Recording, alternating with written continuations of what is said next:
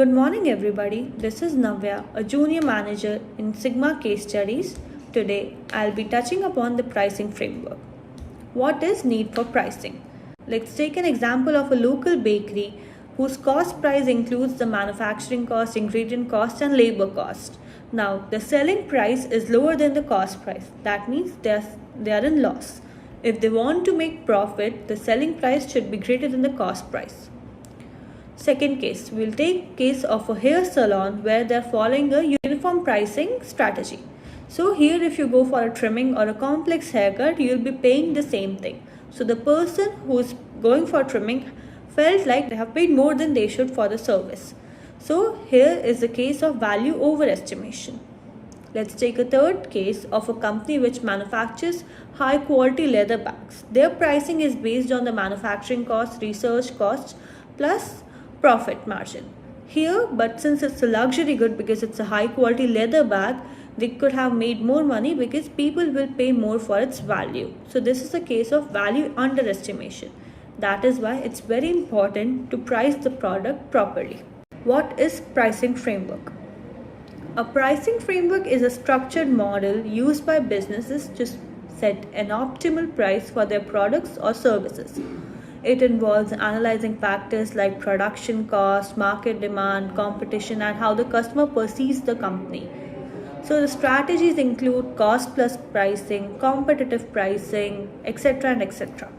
So let's say if you have a problem statement, how will you approach the problem statement using the pricing framework? First of all, you will be asking clarifying questions that includes like what is the aim of the company? Is the company looking to create brand awareness? Are they looking to capture the market, or are they looking to maximize their profits? Then move on to understanding the product. Understanding the product includes like what is the USPs of the product, what is the manufacturing cost, marketing cost, distribution cost, etc. for the product. Third step is the competition analysis. Competitive analysis will involve learning about what are the products available in the market from the other companies, what is their selling points, what are their USPs. And after that, we'll decide on the framework and then we'll structure the solution.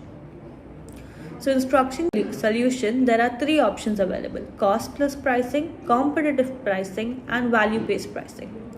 In cost plus pricing, we consider the costs such as research and development cost, manufacturing cost, distribution and logistic cost as the base cost.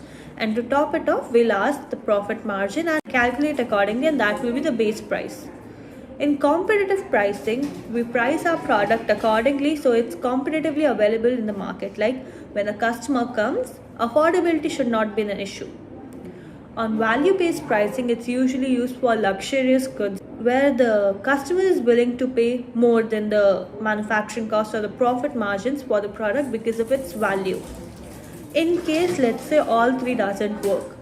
Let's say cost plus pricing is not viable due to low cost of the product, or competitive pricing is not available because it's a new market you are entering and there's no competitors as of now. Value pricing is not available because the value of the product is very high or it's not quantifiable. So we go for price elasticity. Price elasticity is basically based on customer affordability and price elasticity analysis. It's basically if price of the product goes up, the demand goes down, and if the price goes down, the demand goes up. So using a standard example, we'll learn how to and where to apply different strategies. We'll take a single smartphone from Nova X and we'll decide. So let's say there's a case. Nova X boasts a revolutionary foldable display, a powerful processor, and a top tier camera. Market research indicate the target audience is willing to pay a premium for this cutting edge technology. Since it's a cutting edge technology and there's not a lot of competition in the market, we'll be going for value based because people are willing to pay. Let's say in the next case, Nova X has a production cost of 50,000 rupees per unit, marketing cost of 10,000 rupees per unit, and they are hoping to make a 30% profit. In this scenario, we'll be going for a cost plus pricing. And then let's say in case that there are other competitors in the market that have similar high-end features, So here we have to make sure that the R4 is on the same affordability level as the competitor. So now we'll be doing a sample case interview. Now we have Karthikeyan with us for a sample case interview. Good morning, Karthikeyan. Yeah, hi. Okay, so the problem statement is a fitness tech startup is launching a new smartwatch titled Fit Pro X.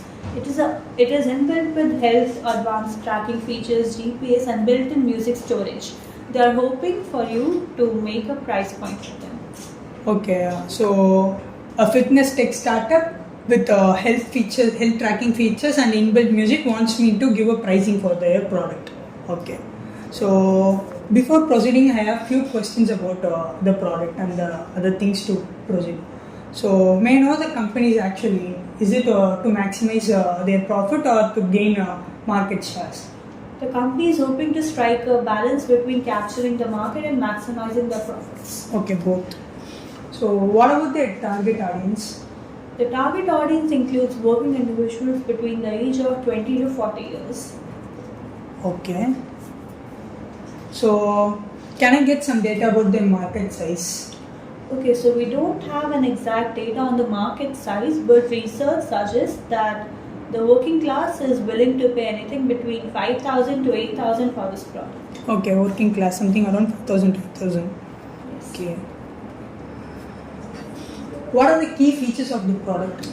The key features include the built-in health tracking system, the GPS system, and the built-in music storage. Basically, it's aiming to be a one-stop solution for the fitness enthusiasts. Sounds good. So how does the Fit Pro positions itself among their competitors? Fit Pro X smartwatch is somewhat along the mid-range. It's somewhere between the mid-range and the premium category. Okay, so it's among Okay, let me understand more about the product. Okay, so what is the manufacturing cost of the product? The manufacturing cost is rupees 2,500 per unit. 2,500 per unit. Yes. What about the marketing cost and the distribution cost? Marketing cost and distribution cost amounts up to rupees 1,000 per unit. 1,000. So altogether 1,000 per unit. Yes. So what is the profit margin that the company aims? Company is aiming for a 40% profit margin initially. Okay, 40% initially. So that's amount to something around 4,900 per unit. Okay.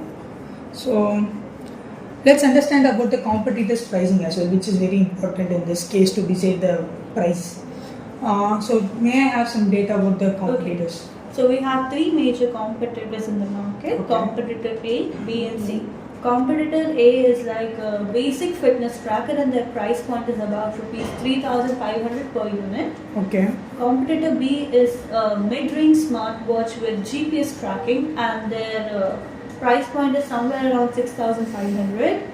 Competitor C is a premium smartwatch brand with advanced health tracking, but they don't have music integration like us. Okay, they don't have music integration. Yes. Fine. And their price point is 8,000 rupees.